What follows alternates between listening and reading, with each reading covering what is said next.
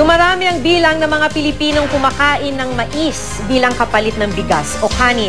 Sa tala ng Department of Agriculture, 14 na milyong Pilipino ang tumatangkilik sa white corn bilang pangunahing pagkain.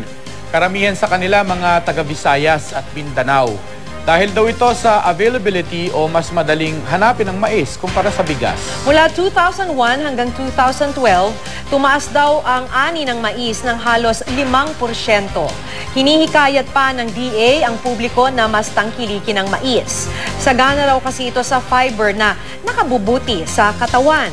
Samantala, pinaimbestigahan na ng Kamara ang pagtatanim ng golden rice sa bansa.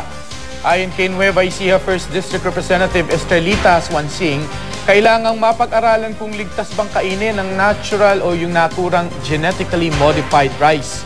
Nauna nang nagpakita ng pagtutol sa golden rice ang ilang grupong lumusob sa tanggapan ng DA sa Camarines Sur noong Agosto.